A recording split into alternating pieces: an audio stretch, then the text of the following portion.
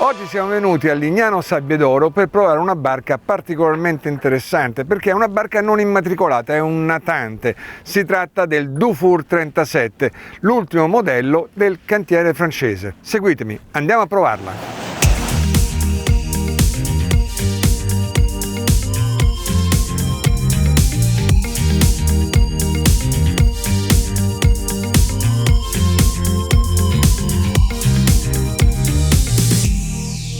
9,98 per 3,80 per 1,90 m di pescaggio. Queste le misure fondamentali di questo Dufour 37. Misure che dobbiamo ricordare bene perché sono queste che caratterizzano la barca. Siamo su un 37, ma un 37 particolare perché è un natante, 2 cm sotto la barriera della barca immatricolata, appunto 9,98 m. Ma allora perché l'hanno chiamato 37? L'hanno chiamato 37 per significare il fatto che la barca è una barca particolarmente voluminosa, particolarmente grande. Infatti quando scenderemo all'interno della barca vi renderete conto che tutto è tranne che un 33 piedi. Questa è un 37 a tutti gli effetti, è una barca veramente molto grande. Voi pensate, è una barca che va a sostituire il Dufour 360 Grand Large. Il 360 Grand Large, che è stato uno dei maggiori successi della Dufour, era 3,52 m di larghezza, mentre questa barca qui è 3,80 m, 30 cm più larga, che su una barca di queste dimensioni 30 cm sono un'enormità. Perché sto insistendo sul fatto del volume? Perché questi sono stati gli ordini di scuderia che ha dato il cantiere allo studio di Umberto Felci quando questi hanno dovuto disegnare questa imbarcazione. I due paletti erano: vogliamo una barca con un pozzetto particolarmente grande e vogliamo una barca con dei volumi esagerati all'interno. Le due cose non vanno d'accordo, perché se io allungo il pozzetto necessariamente devo restringere gli interni. Per cui per lo studio Felci è stata una bella sfida, ma loro di sfide ne hanno risolte tantissime, ne hanno vinte tante e anche questa volta ce l'hanno fatta. Come hanno fatto? Hanno fatto in due maniere. Uno, hanno dato più volume all'opera morta di questa zona della barca. Dato più volume qua, hanno creato un gavone delle catene particolarmente profondo e dritto. La catena scende proprio dritta per dritta in un pozzo molto profondo, quindi non rischia mai di incattivirsi. Levato il problema dell'incattivimento della catena, a quel punto lo sportello del cavone delle ancore serviva a poco, quindi non lo hanno fatto. Questo qui gli ha permesso di spostare la paratia di prua leggermente in avanti, cosa che logicamente gli ha dato molto spazio dentro. E infatti così hanno risolto il problema. Noi abbiamo una barca con un pozzetto più lungo di quello che era il Dufour 360 GL, ma allo stesso tempo con gli interni più grandi. Detto questo, perciò definita l'imbarcazione nelle sue linee principali, io direi che a questo punto invece la andiamo a scoprire nel suo particolare con Luca Venica. Luca Venica, il nostro ospite di oggi, è il titolare della Eurosail Yacht. Questa barca appartiene a loro. La Eurosail Yacht è il centro prove Dufour a Lignano Sabbiadoro. Attenzione, questo è un centro prove vero. Se voi venite qua, voi trovate tutti i modelli della gamma Dufour, uno dopo l'altro, pronto a essere provati. E non sono barche di proprietari, sono barche loro. Sono barche che loro hanno comprato, le usano per farle provare e poi a fine stagione le mettono in vendita in pronta consegna. Infatti adesso siamo a fine giugno, se voi venite e volete questa barca la prendete e ci andate a fare le vacanze ad agosto. Quindi io andrei a conoscere Luca Venica, seguitemi.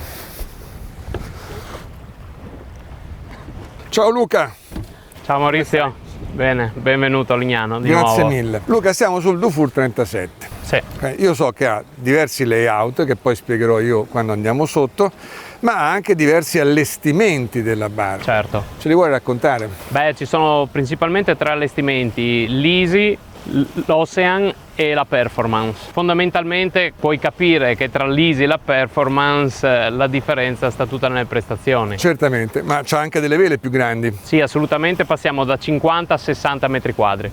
Ho capito, perfetto. E quali sono le novità della barca? Io ho già visto qualche novità questa mattina quando ho provato la barca sulla coperta, sull'attrezzatura di coperta. Come attrezzatura di coperta abbiamo il punto di scotta del Genoa tridimensionale, che in sostanza lo puoi pensare come l'abbinamento del carrello col barrel, per cui che tu poggi o che tu vai controvento puoi regolare in maniera perfetta il Genoa. E funziona benissimo. Io questa mattina l'ho provato, la vela soffriva un po'. Chiara ha mollato un pochino la scottina che governa quelle barber, quello si è alzato, la vela si è alzata un attimino e la barca ha cambiato da così a così. Sono rimasto così perché vuol dire avere una regolazione in più, poter andare a regolare ancora meglio le vostre vele. Per il resto parliamo dello scafo. Io so che anche nello scafo ci sono state delle modifiche. Lo scafo è totalmente nuovo, non c'entra nulla con lo scafo del 360. Per dare tutto questo volume al pozzetto chiaramente è stato lavorato anche sulle linee d'acqua, e lavorando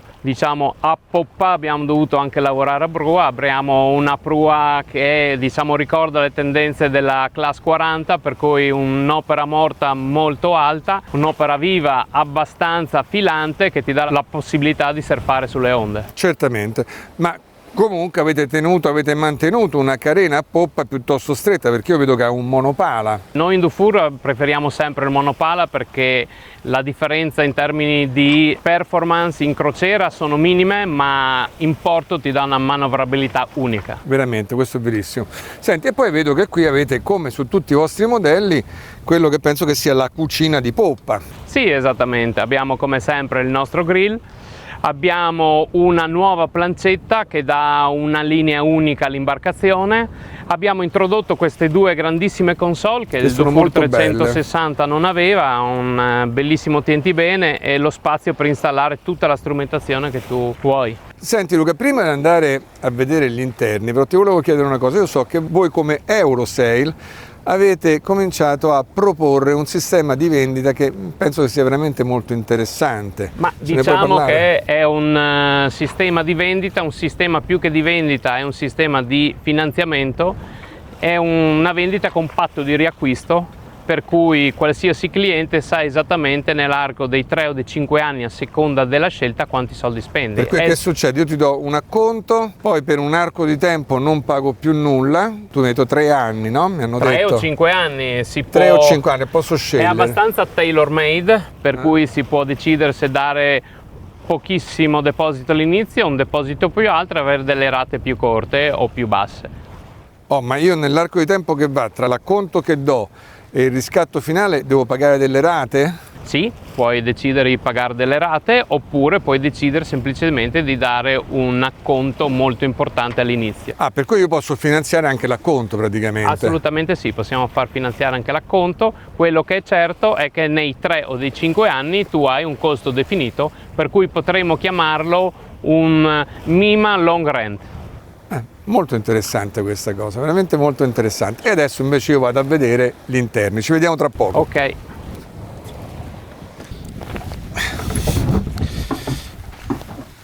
Ecco, qui noi cominciamo a vedere in maniera plastica proprio perché questa barca si chiama 37.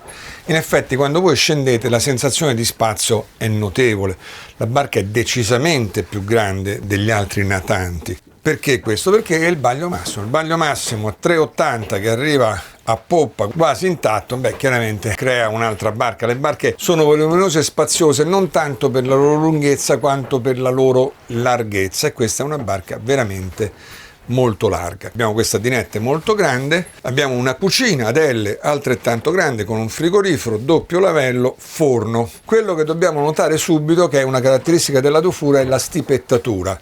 Le barche Dufour hanno sempre gli stipetti alti, cosa che non tutti i cantieri hanno, e invece sono una cosa importante, perché quando si sta in barca per 2 o 3 settimane, ogni volta che bisogna prendere una cosa, dover andare a prenderla nel gavone sotto il divano, beh, è una scocciatura. È sicuramente molto più comodo poter aprire uno stipetto e mettere o levare qualcosa da là dentro. L'altra cosa che dobbiamo notare è che questa barca non ha tavolo da carteggio. Questo mobile è qui presente nella versione a 2 cabine, perché qui ci troviamo nella versione a 2 cabine, non è presente nella versione a 3 cabine. In quella versione là c'è una paratia invece che viene inserita qua dentro, che viene a formare il bagno. Bagno che in questa versione invece si trova qua, eccolo qui. un bagno veramente molto grande con il piatto doccia, non ha chiaramente il box separato, ha un piatto doccia, ma ha il rubinetto doccia e il rubinetto lavabo separati, che è una cosa intelligente. E soprattutto lì in fondo quel portello lì dà accesso al grande gavone di poppa. Bagno e gavone di poppa sostituiscono la terza cabina. Se voi prendete la versione a 3 cabine, questi due elementi li perdete e il bagno migra in questa posizione qua e diventa notevolmente più piccolo. Sempre in questa versione abbiamo una grande cabina di poppa con un letto matrimoniale particolarmente grande che si spinge fin sotto il piano di calpestio del pozzetto, e dall'altra parte della barca questa cabina di prua, una cabina di prua veramente notevole, con il letto centrale, con gli spazi laterali e soprattutto con la porta a doppia anta, che è una cosa particolarmente intelligente, perché se voi la lasciate aperta, quando entrate nella barca avete una sensazione di grande spazio, di grande apertura, che è una sensazione piacevole. In ultimo vediamo il tavolo, un grande tavolo centrale con 2 ante, quando questo è aperto può accomodare facilmente 6 persone, e in più ha una piccola chicca che a me è piaciuta molto, che è questa. È il cassetto per le posate, cosa ormai diventata rara ma estremamente utile, perché voi pensate che ogni volta che, quando non c'è questo cassetto, ogni volta che dovete prendere una posata dovete andare ad aprire la scatola dove si trovano le posate, ed è una scocciatura. Invece tutte le posate là dentro. Per il resto mi sembra che abbiamo visto un pochino tutto quanto. Torniamo fuori, facciamo un altro po' di vela e tiriamo le conclusioni di questa prova in mare. Andiamo.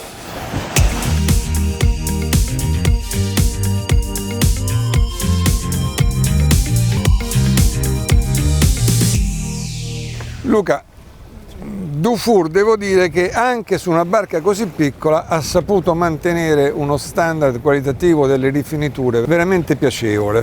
Beh sì, modestamente posso dirti che come lavoriamo noi legni non ci sono altri cantieri specialmente su queste misure che hanno queste finiture. Guarda, veramente molto belli.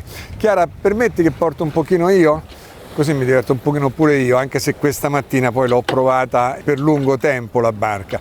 Luca, allora vogliamo parlare del piano velico. Che piano velico abbiamo? Su questa barca abbiamo, diciamo, il piano velico tradizionale, il Genoa e la randa semisteccata.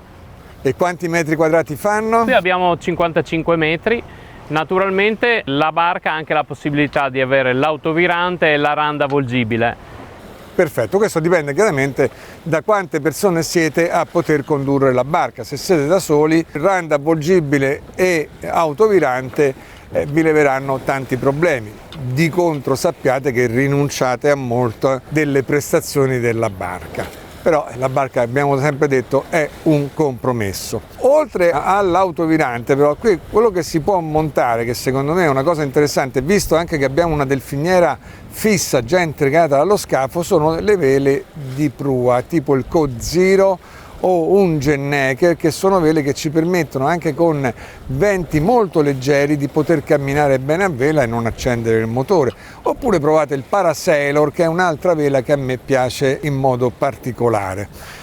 Detto questo, vi racconto un pochino quello che io ho sperimentato questa mattina. Ho trovato una barca molto reattiva, grazie a questo timone molto grande. È una barca che, come gli date un comando, ve lo esegue seduta stante. Una barca veloce, non è una barca, chiaramente non è una barca da regata, è una barca da crociera, ma per essere una barca da crociera veloce, cioè un fast cruiser, si comporta veramente molto bene.